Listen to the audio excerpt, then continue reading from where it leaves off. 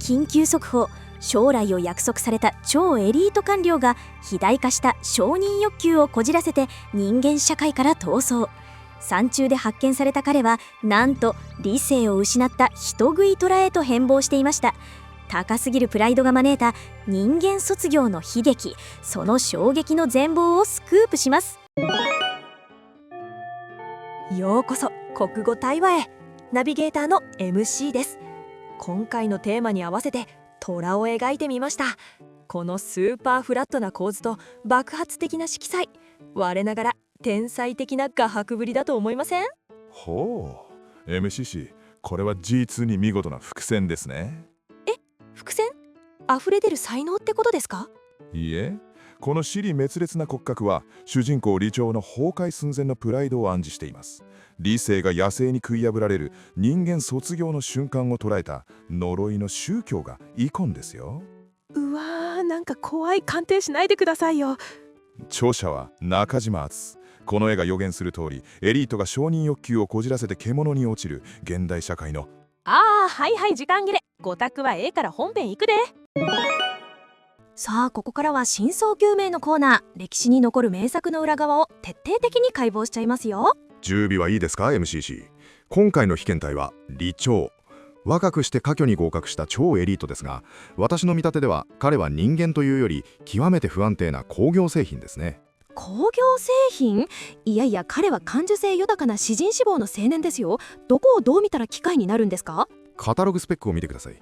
超高速変算プロセッサー搭載、若年での公務員試験トップ通過、ハードウェアとしては間違いなくフラッグシップモデルです。ほら、やっぱり優秀じゃないですか。最高の CPU を積んでるなら人生イージーモード確定でしょ。ところが冷却ファンが搭載されていません。彼はプライドという名の熱暴走を起こしやすい欠陥構造なんです。市場に出してはいけないリコール低商品ですよ。なんてこと言うんですか？繊細な心の持ち主を不良品扱いしないで。返品不可です。さらに深刻なのが、彼が公務員を辞めて詩人を目指した中盤の展開です。 MCC、 これは IT 業界でいうところの致命的なエラーですよ。夢を追うことの何がエラーなんですか？安定を捨てて挑戦する、その勇気こそが尊い供給なんですけど。状況を整理しましょう。彼は収入源を断ち、ひたすら自室にこもって試作にふけました。しかし外部へのアウトプットはゼロ。これは典型的な無限ループです。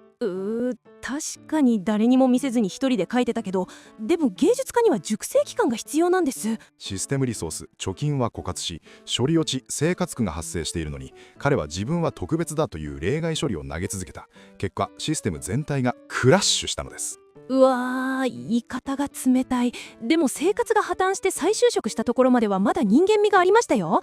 そこです。出張中に発狂して虎になったあの事件、あれは物語の悲劇ではなく、企業法務の観点から見れば極めて悪質なコンプライアンス違反に過ぎません。ちょっと待って、虎になったんですよ。不可抗力でしょ。科学的に考えても DNA が書き換わったとか、そういう超常現象じゃないんですか？甘いですね MCC。 公用旅費を使って移動中に職場を放棄し、さらには通行人を襲撃して損害を与えている。これは明確な業務上横領及び威力業務妨害です。法律持ち出さないで。彼は心が獣になっちゃった被害者なんです。労災認定してあげてよ。被害者？いいえ、彼は加害者です。友人であるエンさんを呼び止め、自分の詩を延々と聞かせたシーン、あれは MMO における DPS チェックそのものですよ。 DPS？ 旧友との涙の再会をゲーム用具で落とすのはやめてもらえます？彼は友人に俺の詩を記録しろと強要しました。これは自分の滞納という攻撃力がどれほど通用するか、安全な相手というかかしを殴って数値を測定する自己満足の儀式です。うわー、言わないで。最後に俺の詩を伝えてくれって頼むシーン、めちゃくちゃ感動したのに。測定結果は残念ながら火力不足。彼はそれを悟り、人間としての資産価値がゼロになったことを認めました。これは人生という投資プロジェクトにおける最終的なロスカットなのです。あんたほんまにいい加減にしときゃ。何がロスカットやねん。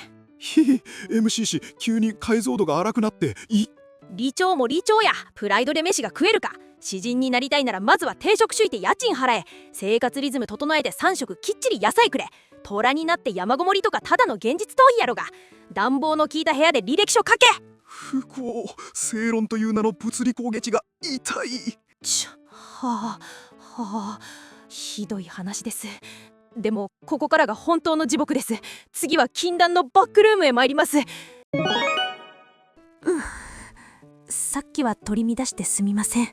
李長の人生を思ったら、なんだか急に現実は待ってくれないんだなって憂鬱になってきちゃいました。おや、賢者タイムですか？しかし MCC、ネットの海をご覧なさい。現代の観客たちは李長のような自意識過剰なエリートに対してもっと辛辣で冷徹な反応を示していますよ。ネットの反応ですか？文学青年には同情的な人が多いんじゃないんですか？甘い。掲示板のログを読み上げましょう。李長とかいうやつ、要はコミュ障の無職だろ。臆病な自尊心とか格好つけてるけど、ただのお気持ち表明じゃん。これが現代の解釈です。うわー、言葉のナイフが鋭すぎる。お気持ち表明って言われると一気に安っぽくなりますね。さらに痛烈なのがこちら。才能ないのに努力しないとか、これだから親ガチャ失敗した高学歴は扱いづらいんだよ。さっさと働け。このタイパ至上主義の時代に悩んでる時間なんてねえんだよ。もうやめて。現代人の合理性、李長には毒すぎます。メンタルが持ちませんよ。学術的にはそうですが解釈違いですね。そもそもなぜこの惨劇が長年国語の教科書に掲載され続けていると思いますか？そこには教育機関の恐るべき陰謀が隠されています。陰謀？いやいや、名作だからでしょ。文章も格調高いし、漢文の勉強にもなるし。いいえ、これは学校というシステムが生徒を均質な労働者に加工するための向上モデルの洗脳教材なのです。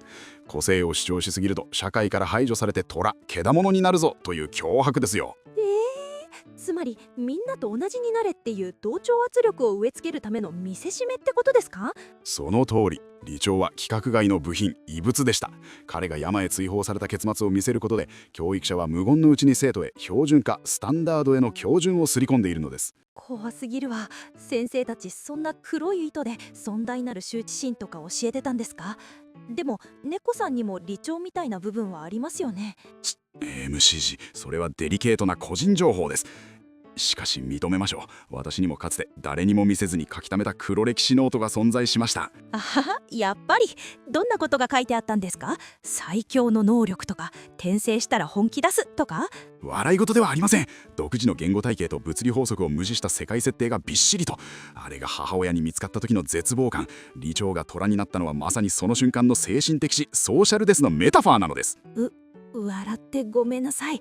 実は私も昔ポエムブログを運営してて、アクセスカウンターが自分で回した3しかなかった時の虚無感、思い出して吐きそうになりました。どうしよう。それこそが創作の孤独。誰にも届かない叫びはやがて本人を蝕む猛毒、デジタルタトゥーのたるのです。もうやめましょう、この傷の舐め合い。辛すぎる。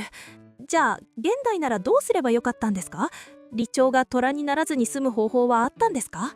簡単です。現代のテクノロジーを使えば彼の苦悩は一瞬で解決します。ズバリ完全自動化です。自動化？詩を作るのですか？いやいや、芸術は魂の叫びでしょ。機械に任せたら意味ないじゃないですか。見事な伏線ですが時代遅れです。李長の敗因はピン邪気な自前のブレイン CPU だけで処理しようとしたこと。現代なら生成 AI にキーワードを入力すれば数秒で監視が出力されます。そんなの李長が納得するわけないでしょ。これは俺の詩じゃないって余計に発狂しますよ。そこはプロンプトエンジニアリングで調整すればいいのです。李長風にプライド高めでと指示すれば彼の自尊心を満足させる作品が量産できます。これぞ究極のオプティマイゼーションです。味っ気なさすぎるわ。苦悩も葛藤も全部ショートカットして結果だけ手に入れて何が嬉しいんですか？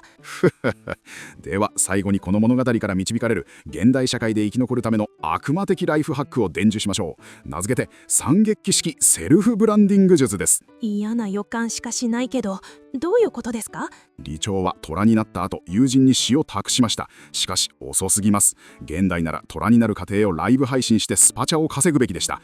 気候や飲情すらも実績アピールとして利用するのです。最低やなあんた。獣になった悲劇すら金に変えろって言うんですか？